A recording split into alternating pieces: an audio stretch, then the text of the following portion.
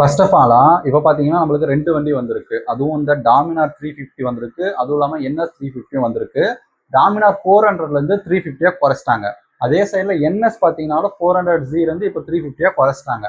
சரி, என்னெல்லாம் டிஃப்ரென்ஸ் கொடுத்துருக்காங்க, ப்ரைஸ் ரேஞ்சில் என்ன டிஃப்ரென்ஸ் இருக்குது, ரியலாகவே வந்து பைக் மேனேஜ்மெண்ட் எப்படி இருக்குது, பர்ஃபார்மன்ஸ் எப்படி இருக்குன்னு சொல்லிட்டு என்னுடைய ஃபர்ஸ்ட் இம்ப்ரெஷன், என்னுடைய எக்ஸ்பீரியன்ஸை தான் இந்த வீடியோவில் ஷேர் பண்ண போகிறேன். சரி, வாங்க வீடியோக்குள்ளே போகலாம். இன்னுமே நிறைய பேருக்கு ஒரு ட்ரீம் வெஹிக்கிளா இருக்கிறது, ஒரு டூரிங் எடுக்கிறாங்க அப்படின்னாலே கண்ணை மூடிட்டு எடுக்கிற ஒரே வெஹிக்கிள், அதுவும் பட்ஜெட் மெயின்டெனன்ஸ்ல இருக்கணும் அப்படின்னா டாமினார் சைடு தான் போவாங்க. ஏன்னா அந்த அளவு ஒரு பர்ஃபார்மன்ஸ் ஓரியன்டு, கிட்டத்தட்ட ஒரு 60-70 கிலோமீட்டர் நல்ல ரன்னிங் லாங் ஸ்ட்ரெச்லாம் போனால் சூப்பர் கம்ஃபர்டபுளான ஒரு இன்ஜின் செட்டப் இது. அது மாதிரி இப்போ பார்த்தீங்கன்னா அந்த ஜிஎஸ்டிலாம் ஏறி 400cc போனால் ப்ரைஸ் அதிகம்ன்றனால இப்போ 350cc அதை டவுன் பண்ணியிருக்காங்க. ஸோ இங்கே லுக் வைஸ் எந்த டிஃப்ரென்ஸும் கிடையாது, அதே டாமினார் தான்.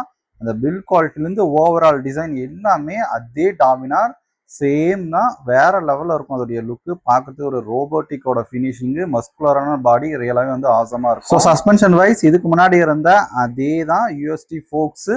அதே நேரத்தில் பின்னாடி வந்து உங்களுக்கு மோனோசாக் நைட்ராக் சஸ்பென்ஷன் வந்துடும். பிரேக் பார்த்தீங்கன்னா உங்களுக்கு ஃப்ரண்ட்டில் 320 mm டிஸ்க் கொடுத்துருக்காங்க. டியூவல் சேனல் ABS ஸ்டாண்டர்டாகவே உங்களுக்கு வந்து வந்துடும். ஃப்ரண்ட்டில் 110 செக்ஷன் வந்து கொடுத்துருக்காங்க. ரியரில் உங்களுக்கு 150 செக்ஷன் கொடுத்துருக்காங்க. MRF பர்சனலாகவே இது கிரிப் வைஸ் ரியலாகவே நல்லாயிருக்கும். நம்ம ஆல்ரெடி வந்து நிறைய டாமினாரோட ரிவ்யூ போட்டிருப்போம். நீங்கள் யாராவது 6 feet இருக்கீங்க, இந்த வீடியோ பார்த்துட்டு இருக்கீங்கன்னா மஸ்ட்டு வந்து டெஸ்ட் ட்ரைவ் பண்ணி பாருங்கள். ஏன்னா அந்த மஸ்குலர் பாடி 6 feet வந்து நீங்கள் ஓட்டுறப்போ அதை பார்க்குற லுக் வைஸ் சூப்பராக இருக்கும். அட்வென்ச்சர் வைஸாக நீங்கள் போட்டுட்ட பின்னால் இல்லைனா இதுவுமே உங்களுக்கு கொஞ்சம் சின்னஸாக இருக்கும். பட் பல்கி வைஸில் ஓரளவு மேட்ச் ஆகிடும். பட் ஹைட் வைஸ் நீங்கள் வைசர் போட்டிங்கன்னா உண்மையாகவே டாப் நாச்சாக இருக்கும். மற்றபடி உங்களுக்கு இதுக்கு முன்னாடி இருந்த அந்த 4 modes, road, sport, rain mode, off road mode, இது எல்லாமே வந்து உங்களுக்கு இது மோட்ஸ்ன்றது கொடுத்துருக்காங்க. இதுக்கேற்ற மாதிரி பவர் டிஃப்ரென்ஸும் உங்களுக்கு இருக்கும். இதுலேயுமே உங்களுக்கு TCSன்ற சப்போர்ட் வந்து, ஐ மீன் ட்ராக்ஷன் கண்ட்ரோல், அது அவங்க சைடில் MTC அப்படின்ற மாதிரி சொல்கிறாங்க.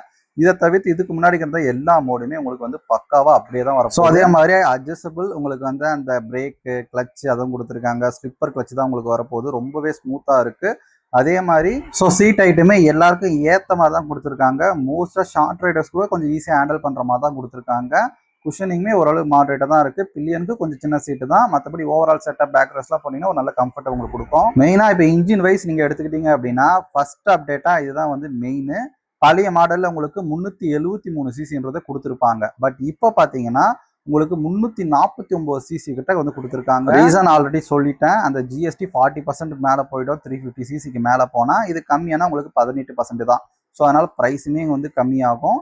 மெயினாக பவரில் ஒரு சின்ன ட்ராப் இருக்குது. இப்போ பார்த்தீங்கன்னா 40.6 பிரேக்கர்ஸ் பவர்ன்றது இருக்குது. அதே நேரத்தில் டார்க் பார்த்தீங்கன்னா 33.2 NM டார்க் வந்து தருது. ஸோ பெரிய டிஃப்ரென்ஸ்ன்றது பார்க்க மாட்டீங்க. பழைய மாடலை காட்டிலும் இதில் ஒரு 2 பிரேக்கர்ஸ் பவர் வந்து கம்மியாக இருக்குது. பைக் ரைடிங்கோட ஃபீலாக இருக்கட்டும், டாப் எண்டாக இருக்கட்டும், எந்த டிஃப்ரெண்ட்டும் கிடையாது. அதே மாதிரி தான் உங்களுக்கு பர்ஃபார்மன்ஸ் வந்து பர்ஃபார்ம் பண்ணுது. பட் எனக்கு பர்சனலாக ஓட்டுறப்ப என்ன டிஃப்ரென்ஸ் தெரிஞ்சு அப்படின்னா 400cc காட்டிலும் இதில் உங்களுக்கு வைப்ரேஷன் வந்து ரொம்பவே வந்து கம்மியாக இருக்கிற ஒரு ஃபீல் இருக்குது. ஏன்னா அதில் வைப்ரேஷன் டாப் எண்டில் போகிறப்போ இருக்கும்.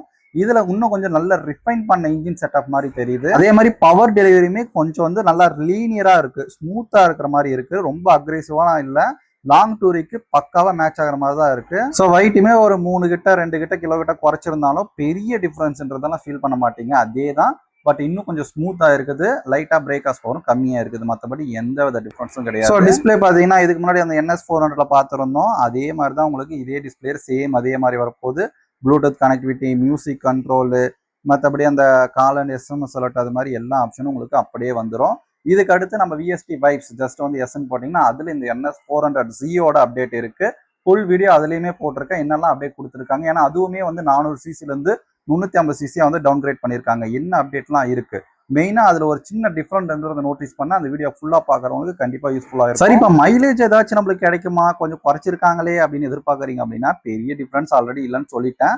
இதுலையுமே உங்களுக்கு அதிகபட்சம் 25ன்றது எதிர்பார்க்கலாம். ஹைவேல போறீங்கன்னா ஒரு 28 அது மாதிரின்றத எதிர்பார்க்க முடியும். ஸோ இதெல்லாம் பார்த்தீங்கன்னா உங்களுக்கு ப்ரைஸ் ஒரு 250 கிட்ட வந்து வந்துடும். ஆன் ரோட் ப்ரைஸே சொல்கிறேன். ஸோ கண்டிப்பாக இந்த ப்ரைஸ் ஒர்த்தான ஒரு வண்டி தான். ஏன்னா ஓவரால் செட்டப் நல்லா ரிஃபைன்மெண்ட் இன்ஜின் நல்லாவே வந்து கொடுத்துருக்காங்க. ஓவராலாக இன்னும் நிறைய பேருக்கு இந்த வண்டி எடுக்கிற மாதிரி இந்த பட்ஜெட்ன்றது வந்திருக்கு. ஸோ ஃபைனல் கன்க்ளூஷனாக பார்த்தீங்கன்னா என்னுடைய பர்சனல் ஒப்பீனியனுமே சொல்லலாம். உங்களுக்கு பட்ஜெட்டில் ஒரு பவர்ஃபுல்லான டூரிங் பைக் வேணும். அது நல்லா மஸ்குலர் பெரிய வண்டி மாதிரி இருக்கணும். நான் ரொம்ப நாளாக டாமினார் வெயிட் பண்ணிட்டு இருக்கேங்க, ப்ரைஸ் அதிகமாகனால தான் நான் எடுக்கல அப்படின்றவங்களுக்கு கண்டிப்பாக இப்போ ஒரு நல்ல சாய்ஸ்ன்றது வந்திருக்கு. பட் ரொம்ப வந்து அவசரம் இல்லை, கொஞ்சம் வெயிட் பண்ணி எடுக்கிறேன் அப்படின்னா கொஞ்சம் வெயிட் பண்ணுங்க. நம்ம வீடியோவில் கிளியராக டெஸ்டிங்ன்றது போயிட்டு இருக்கு. கூடிய சீக்கிரம் இந்த வண்டிக்கான இன்னெல்லாம் பிரச்சனைங்க, ஏன்னா வந்து டவுன்கிரேட் பண்ணியிருக்காங்க. அந்த போர் அண்ட் ஸ்ட்ரோக் கொஞ்சம் டிஃப்ரென்ஸ் இருக்கு. ஸோ அதனால என்னெல்லாம் வருதுன்றதை நம்ம கூடிய சீக்கிரம் அப்லோட் பண்ணுவோம். அதை பார்த்துட்டு எடுங்கன்னு தான் என்னுடைய ஒப்பீனியன்ல நான் சொல்லுவேன். உங்களுக்கு இந்த வண்டி எப்படி இருக்குன்றதை மறக்காம கீழே கமெண்ட் பண்ணிட்டு போங்க. எனிவேஸ், தேங்க்ஸ் ஃபார் வாட்சிங்.